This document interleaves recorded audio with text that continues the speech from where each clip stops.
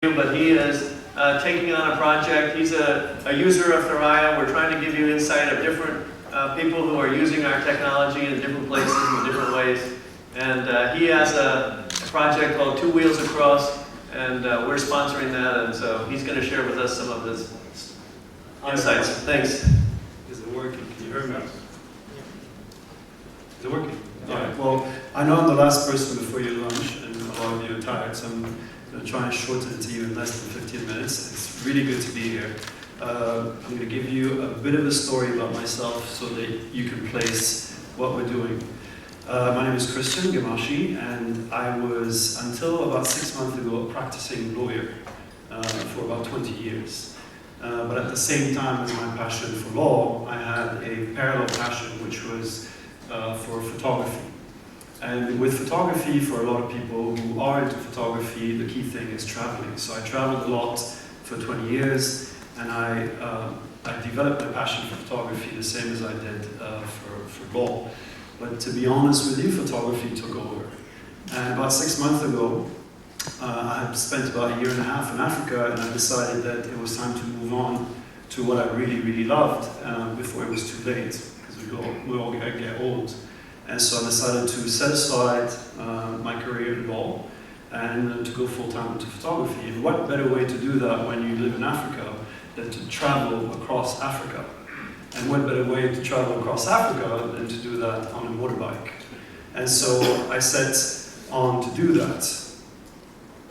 So Two Wheels Across is exactly about that. It's about crossing Africa, the length of Africa from south, which is in Cape Town, South Africa, to Dubai. And the route is the following. In Cape Town to Botswana, all the way up, crossing from Djibouti into Yemen, Oman, and Dubai. I took a bit of a test trip. I started in Namibia with a car, because I wanted to know if I was even capable of doing that kind of trip, because it entails a lot of logistics, camping, and all that. I did that for 3 weeks. I loved it. I then did South Africa for 2 weeks on a motorbike. I absolutely loved it. But I realized that I needed more planning. And so I went back to South Africa, I sat down and I started planning. And among the things that I planned was an essential element for me, which has also been a passion of mine for 20 years, which is to help out. So as a photographer for 20 years, as much as I could and as often as I could, I helped out. Mainly with charities related to children, but also with wildlife conservation. As you can all imagine, it's a burning topic in Africa. So I started mapping out what I needed to do if I wanted to help out. Do I just want to travel across Africa and make it a personal photography trip and maybe one day do an exhibition with photos? Or do I want to give back? Am I just documenting a continent, or am I helping in a way or another? And so I started identifying places, charity organizations, wildlife conservation organizations that may need help, and I started contacting them.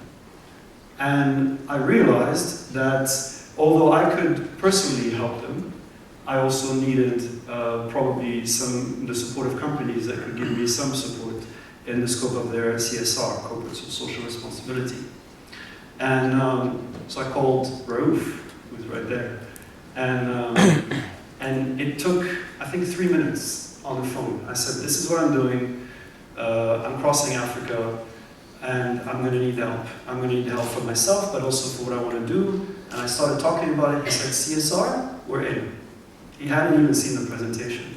He said, send us the presentation, we'll talk about it, we'll see, but this is a really good idea, this is what we want to do.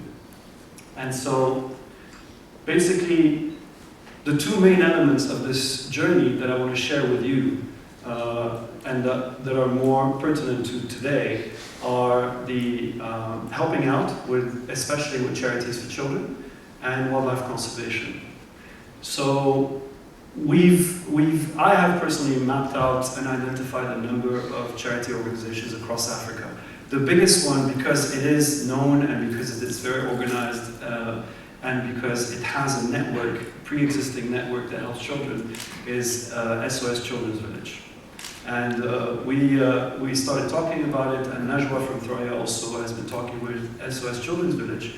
And what Thuraya wanted to do, and what they offered to do, is something that I think is very generous, but it also shows us that the technology that Thuraya has to offer and the products that you all have to offer don't just relate to, or don't just help in cases such as Sandra said, you know, like in case of natural disasters or terrorism or unrest, etc., but also can help people in need, especially in continents like Africa, where GSM doesn't have coverage in many places. So when we approached them with is we said, we will see with you which villages you have where you don't have a proper communication system, a proper GSM network. And Thuraya will provide them with PCOs, public calling offices. So they will come and install PCOs, and they will allow those different villages to communicate between one another because, or thanks to those PCOs. So that's one thing where the help of Thuraya is going to come in. The second thing is obviously today, I don't know if she's here, but today a lot happens through this, right? A lot of the raising awareness and the helping people and the collecting funds and the fundraising doesn't happen in a room like this anymore. It happens through something as simple as that, through Twitter, Instagram, social media, etc. So Thuraya has given me a satellite sleeve, and I'm going to be able to slide this in, and I'm going to be able to do exactly what I'm doing now, which is take a photo of you guys. There you go. And I'm going to be immediately able to post it on Instagram. And Instagram, I don't have 45,000. I think for now I have 8,000. But anyway, and raise awareness by that way, but also where we identify that there's a need, be able to pull in that resource immediately. So it helps, obviously the PCOs will help, but also the equipment that I'm being given by Thuraya will help a lot. Obviously I'm also going to have an IP, a Thuraya IP Plus, and we've been testing it, and it's unbelievable. I mean, it's exactly what it says. I mean, you all know that, but to me it was a massive surprise. It's fast, it's unbelievable, it's practical. So this is for charity organizations for children. Now, this is a visit I paid to SOS Children's Village in Cape Town. My first visit, and I don't know, by show of hands, does anybody know of SOS Children's Village? Raise your hand.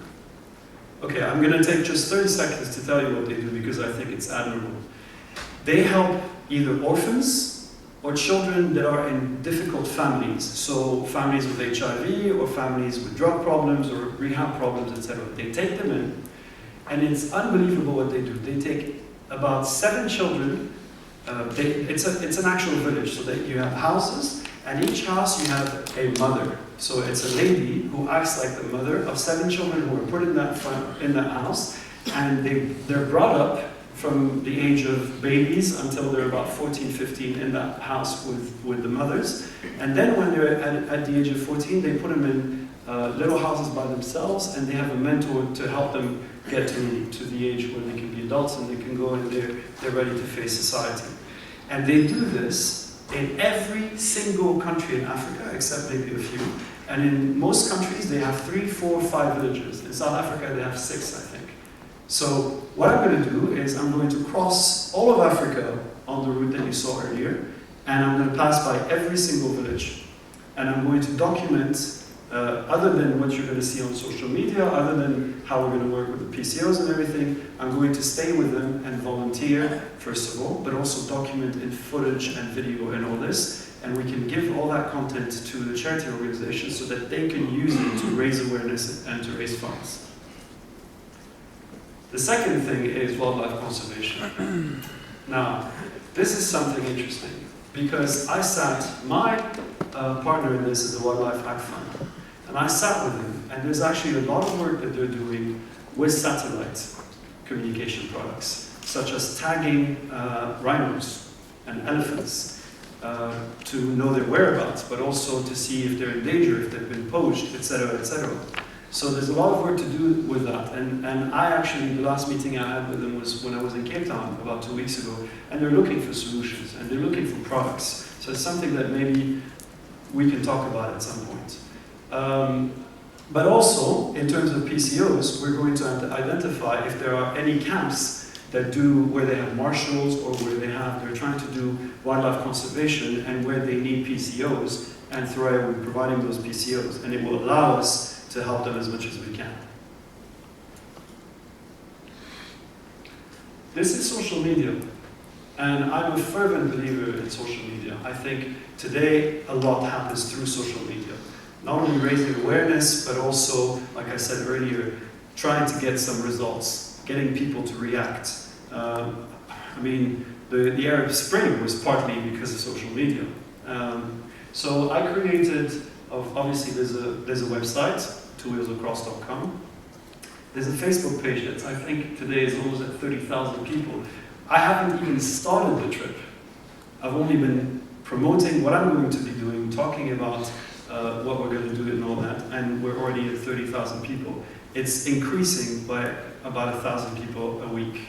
So it's going to raise awareness more and more and more.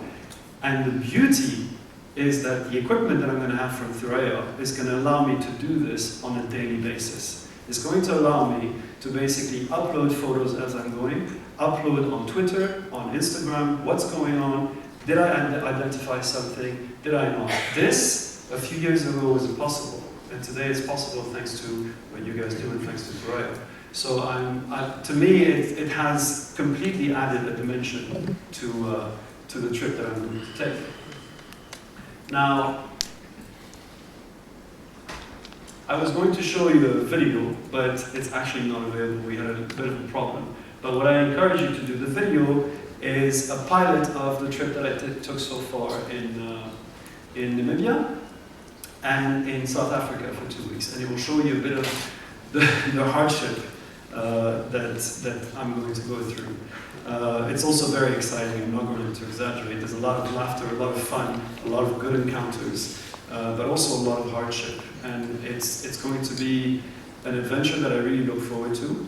I encourage you to go to YouTube whenever you want. Just put Two Wheels Across teaser or teaser trailer, and you will see it. And that's about it. We're ready to go. This is what the bike is going to look like.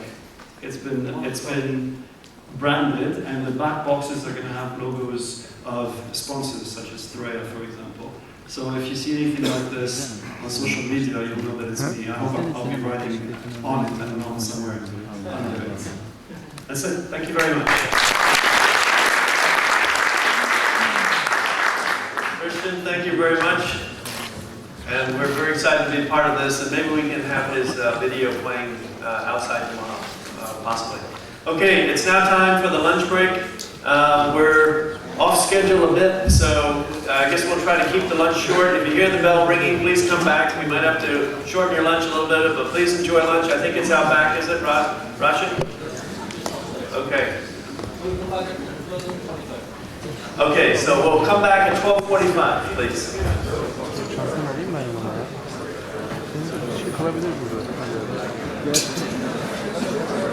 Yeri bulduktan sonra